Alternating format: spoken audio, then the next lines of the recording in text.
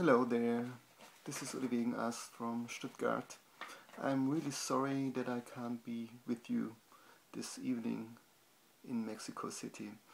Unfortunately, my girlfriend, she is ill, she is pregnant, and we have a difficult situation, so I want to be with her, so please understand my decision not to come to Mexico City.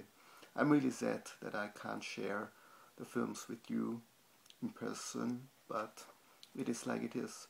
So nevertheless, I want to say a few words about the project and the films I have compiled for you tonight and within the next days. It's a program which is dealing with the history of German animated films, and this program is also connected to the political influence and the political aspects of German history. So you will see a variety of different films, starting from animated short films to propaganda films and to commercials. The whole project is part of a big DVD edition which I have been curated.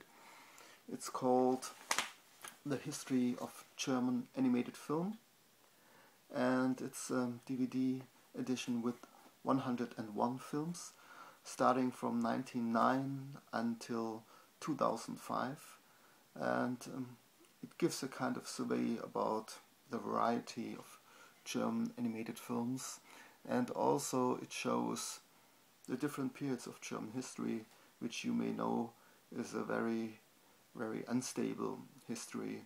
So the whole program starts in 1999, when the first German animated film, Prosit Neujahr, what means cheers, Happy New Year, has been produced by Guido Seeber, and this film is a commercial for sparkling wine.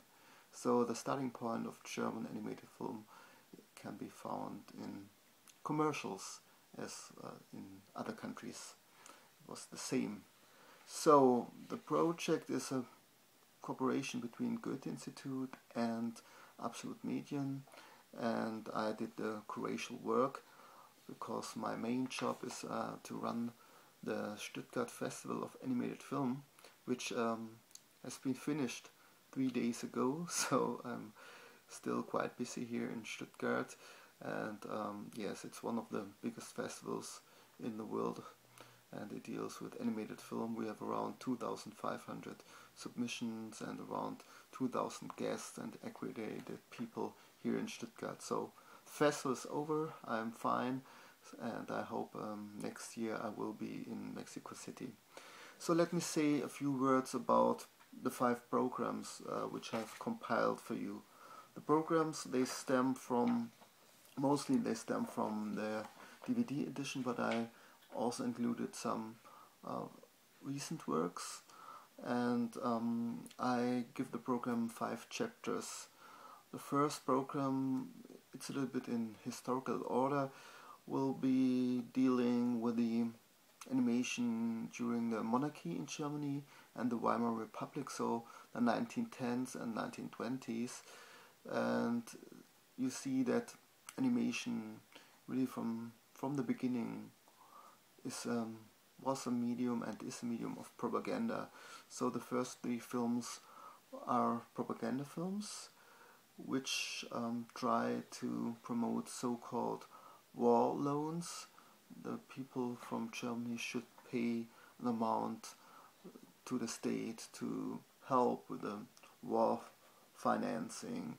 So the first 3 films are silent films, and most of the films, they deal with a character called John Bull, and John Bull was the personification of Great Britain in Germany. John Bull himself, or itself, because it's a character, as a person or as a character, was coming from 18th century Great Britain satire movement, but it was taken by the German propaganda ministry to give a negative kind of image to Great Britain. Then, after those 3 films in program 1, we will switch to the avant-garde film in Germany in the 1920s, the so-called absolute film. The abstract animated film was very famous, and I have included two films by famous German directors, Hans Richter, Rhythm 21, and Walter Ruttmann, Opus 2, and I think those films have been a starting point for the so-called avant-garde animation. Even there were some earlier films by the futurists in the 1910s, but I think this was really the starting point of the experimental animation scene, which is virulent until now. Also, I've included a film by Viking Eggeling, who has been living in Germany in that time, and he died in 1925 after completion of this film. So he was quite influenced by the avant-garde scene here in Germany, but he is Swedish. His roots are in Sweden. And I also included a film by Guido Seber. I mentioned him before. He did a very interesting commercial for a film and photo fair called Kifo, and it was a short commercial, 5 minutes long, just to promote the technology and the new possibilities of film and photo in the 1920s. And this is more kind of an avant-garde film in terms of the montage, and there's a lot of live footage in this program and this film as well. The last film is a quite astonishing one. It's called L'Idee by Bertolt Bartosch. He's a German-born artist who worked together with Lotte Reiniger, for example. He was a friend of Bertolt Brecht, and he did this film which is based on woodcuts of Franz Masares, the famous woodcut artist. And even Franz Masares, he worked together with Bertolt Bartosch to produce this film, which has been produced in 1932 in France, but it's quite connected to German culture. And the music is made and produced by Arthur Honegger, the Swiss composer. And Arthur Honegger, he developed a special instrument for this film, a kind of electronic instrument called Aunt Martinet, a very special instrument. You will hear it if you listen closely and carefully to the film L'Idee by Bertolt Bartosch. So this is the first program I want to show. The second one is animation under the swastika. As you may know, the Nazis had a really big interest in film in general as a medium of propaganda, but also in animation. And the propaganda minister Joseph Goebbels, but also Adolf Hitler, they were big fans of animated films. They loved Walt Disney, and they appreciated, for example, Snow White. And after they had troubles with a distribution company from Walt Disney, which was really anti-Nazi, they tried to improve their own animation industry. And Joseph Goebbels himself, he founded a company called Deutsche Zeichenfilm GmbH to become the superpower of animation in the 1930s and especially in the 1940s. But this project failed, like the whole Nazi system. Only one film has been produced with the Deutsche Zeichenfilm GmbH, the German animated film company. It's called Armer Hansi, Poor Hansi, and it's a 15-minute long film from 1943, made by Frank Leberecht, and it's a film which is quite boring. I would say the main topic and the message is that you shouldn't leave your country, you should stay where you are. You see a small bird, canary bird, who is leaving its golden cage and comes back after some crazy times outside and dangerous situations, so he decided to come back and stay in the cage. What is quite interesting, that there's also electronic music produced by Oskar Sala. You may know him. He was a guy who produced the music, for example, for films by Alfred Hitchcock, Birds, for example. And I talked to one of the person who was producing this film. She worked for the film. I talked to her a few months ago. She's still alive. She's older than 90, and she told me, her name is Anneliese Clem. She told me that they really copied parts of Walt Disney films in the rotoscopy technique. They really copied some parts and put them into this film, what is in a way quite astonishing. But it was wartime and everything was possible. I also show some other films. I don't want to mention all of them. Some of them have really kind of propagandistic content, and two of them I would say have a kind of a virulent anti-Semitic message. I would say that the tree which wanted to have other leaves, the first film in the program, there are some lines and the voiceover is really talking about a Jew who is stealing the leaves from a tree. So you see the typical kind of character, the cliche of a Jew.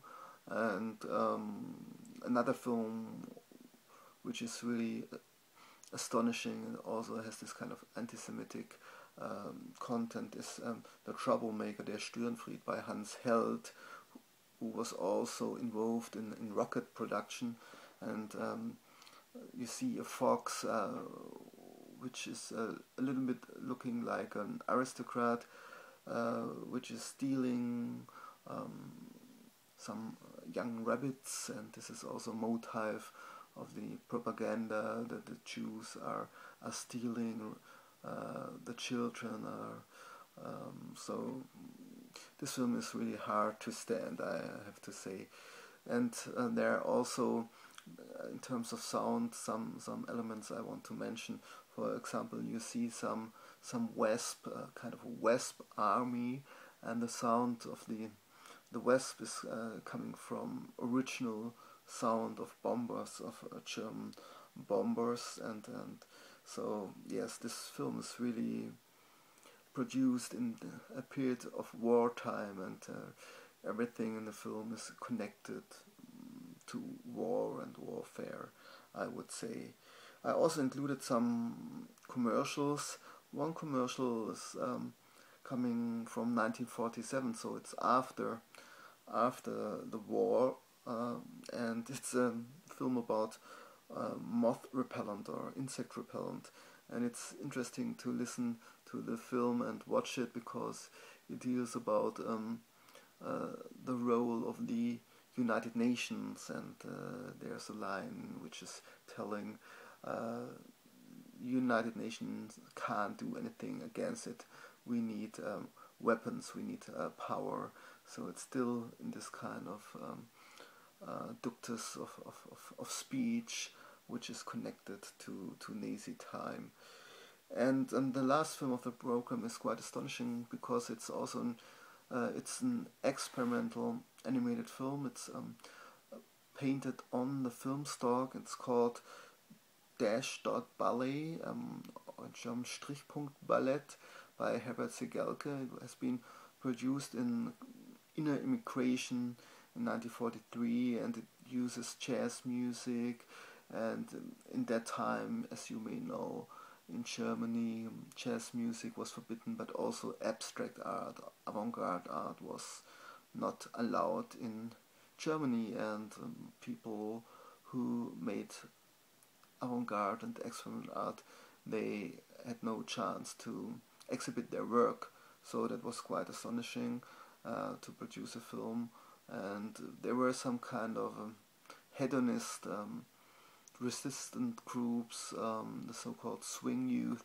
They were not really political, but they are totally against the system. So they listened to jazz music. They loved American fashion, and they listened to these great records from the United States, and that was their way to in a way fight the system, or maybe not fight the system, but to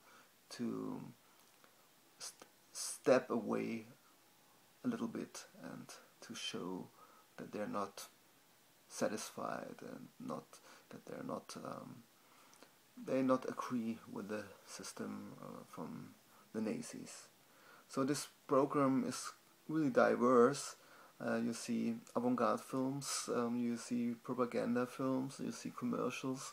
I hope you like it, and I think, yeah, it would be great if I would be with you to talk about the content, because indeed it's really important to give some background information. The third program is also a very special one. I think most of those films haven't been shown outside of Germany, and I think it's in Mexican premiere. This program deals with a so-called space race. I named it Conquest of the Space, animation as a medium of political communication and propaganda. It starts with a film called Weltraumschiff 1 starts, or Space Shuttle 1 is starting, a technical fantasy by Anton Kutter. His son is now running a film festival, and this film has been produced by Bavaria Filmkunst. During the Nazi time there have been only 3 to 4 big companies, because the rest was like put under state control, and that was Bavaria Filmkunst and UFA. They have been the big 2 ones, and Tobi's film.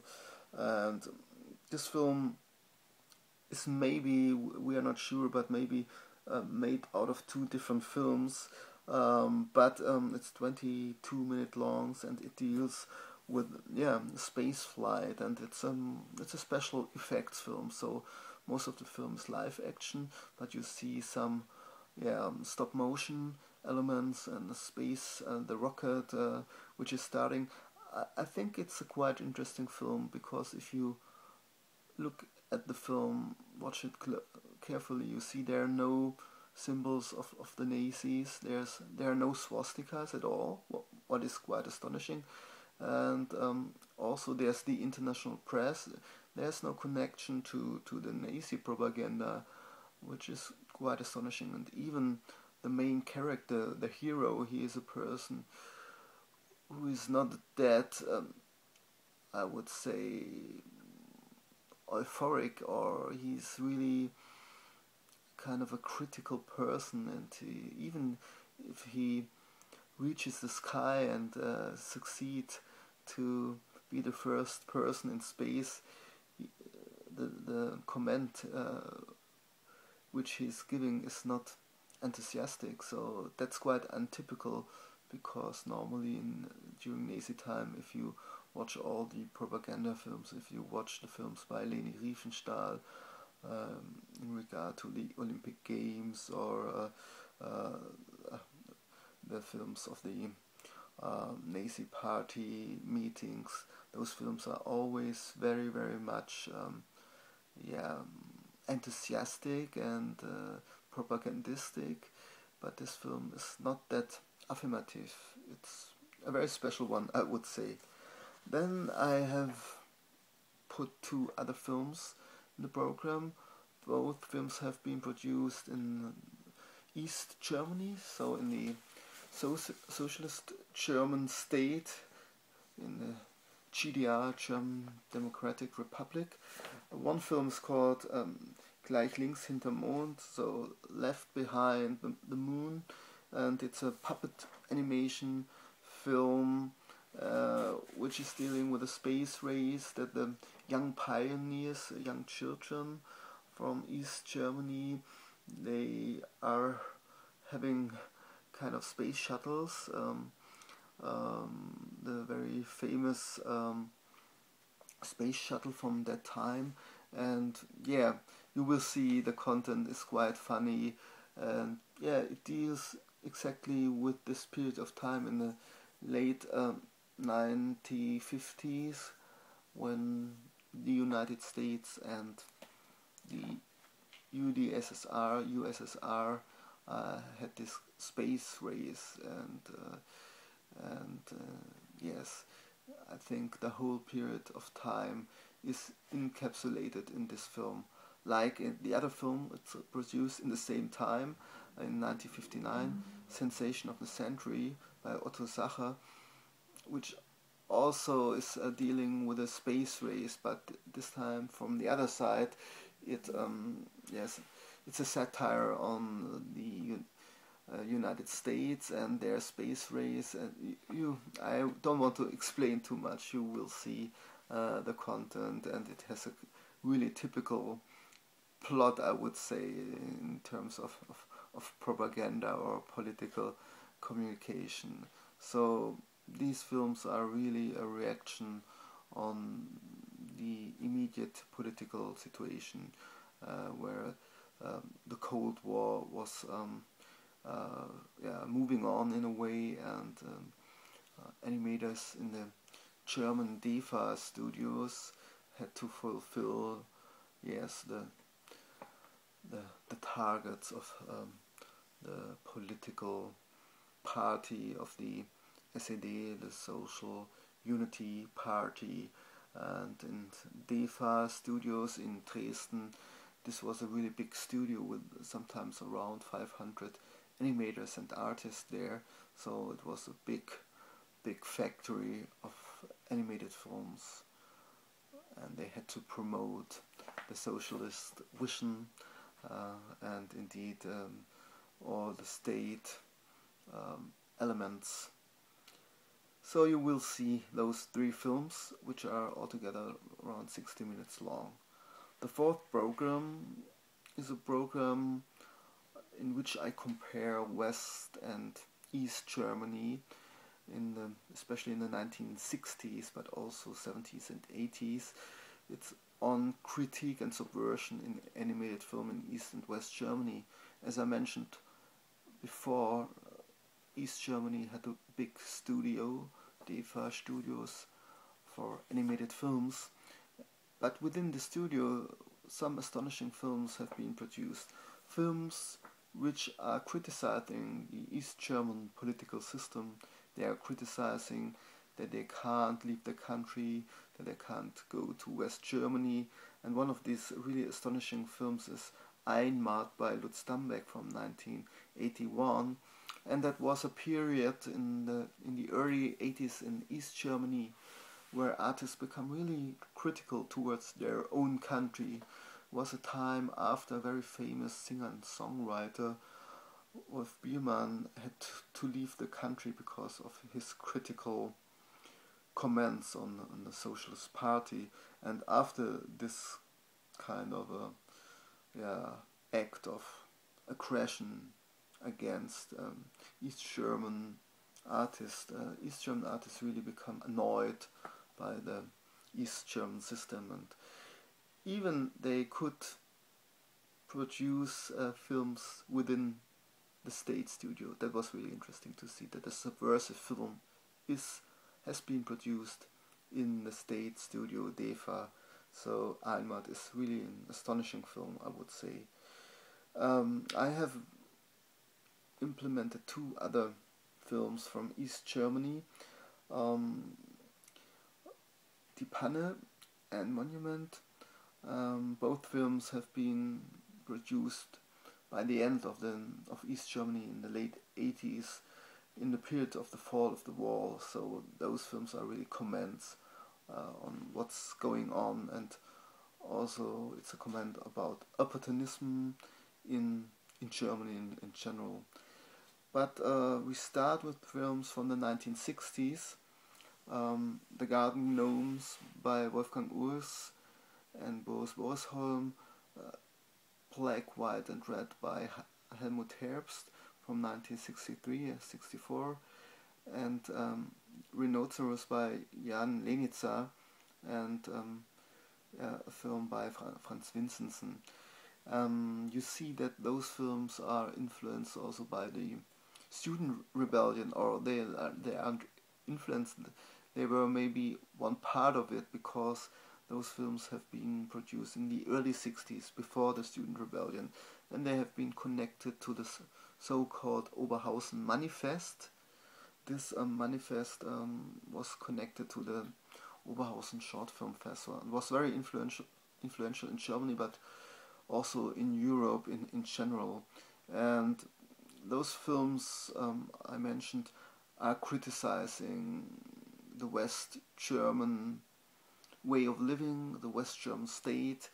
They are criticizing the rearmament of Germany. They are criticizing populist newspapers like Bild Zeitung, a very famous populist newspaper.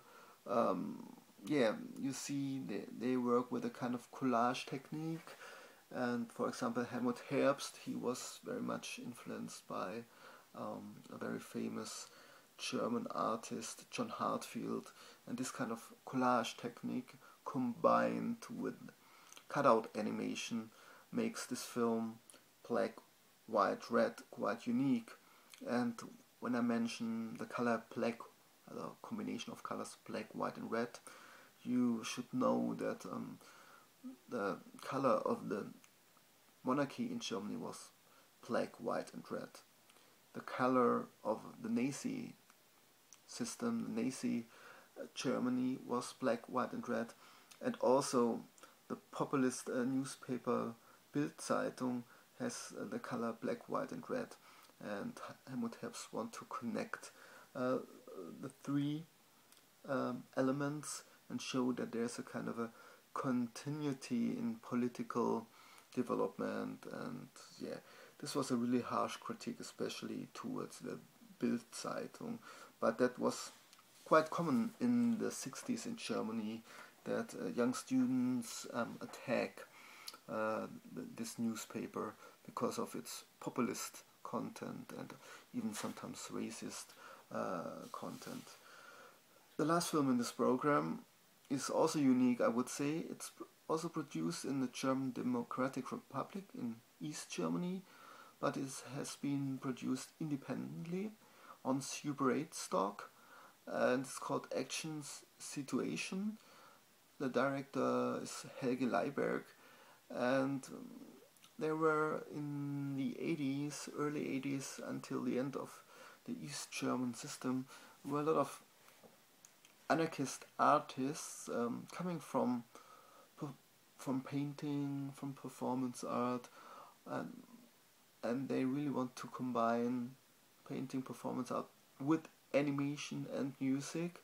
So I would say this film is kind of a cross-culture project. Cross-culture is a definition made by Wolfgang Max Faust in the 80s, a definition which wanted to stress out that especially in that period of time in Germany there was a fusion going on. So artists left the museum, went to rock music, and rock musicians start to make paintings, and there was a real crossover. And this film, which is a kind of performance, painting, music event, is a good example of this anarchistic and also hedonistic time. Even in East Germany they find their way in private situations to make their own art, and it was a really wild time, I would say, in Germany in the 80s. So the last program, it's a contemporary program, or it starts with the fall of the wall. It's called Satire and Reflection, Contemporary German Animated Film, and it starts with the Oscar-winning film Balance by the twin brothers Christoph and Wolfgang Lauenstein. It has been produced in the School of Art in Hamburg and the School of Art in Kassel in 1989 and 1990. And you see, it's a really dark film, and then it deals with the balance of power. And you know, in that time there was an unstable situation because of all the nuclear weapons which have mostly been based in Germany. So there was a real unclear situation, and I think it's a great film and it really earns the Oscar.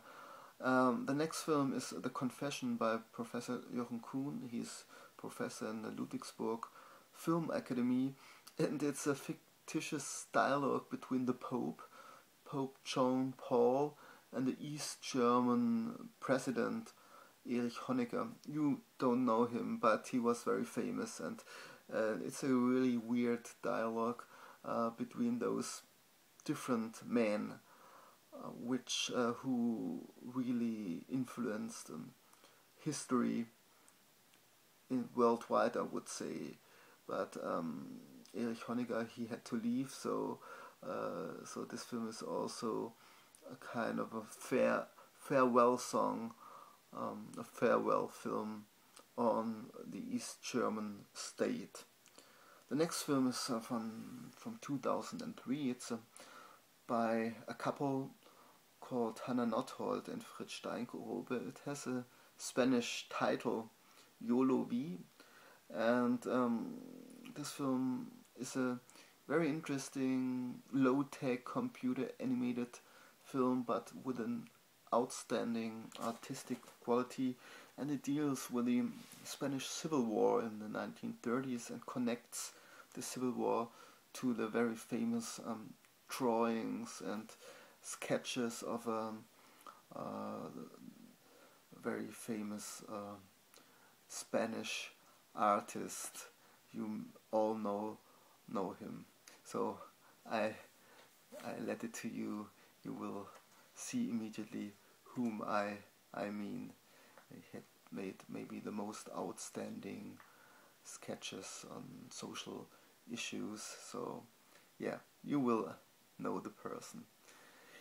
The next two films are by duo, John Fricke and Till Pensek, and those two films are kind of political spots made for German television. I think they are really satirical, they are really great, and they deal with nuclear power and the way politicians try to sometimes try to I would say try to eliminate the truth about some facts, and I think it's really two really funny spots about the way politicians and companies deal with nuclear power, and they want to hide a few facts which are obvious, and we see it in Fukushima that those problems with nuclear power are always there. So those films are really in a very subversive way deal with the problem of nuclear power. The last film is also a very controversial one. It's The External World by David O'Reilly, an Irish filmmaker who lived in Germany for quite a long time. This film, which is a taboo breaker film, has been also funded by the German government, which is quite astonishing because you see there are a lot of hard scenes. So maybe for those of you who can't stand violence and taboo breaking things, you should better leave now. It's the last film from the program, and it won the Grand Prix in 2011 in Stuttgart, so it's our main award winner from 2011. So this is the program. I hope you enjoyed the program.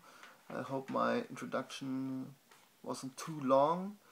Sorry again, I really would love to be with you and to introduce the whole program in a more detailed way and not in such a condensed way.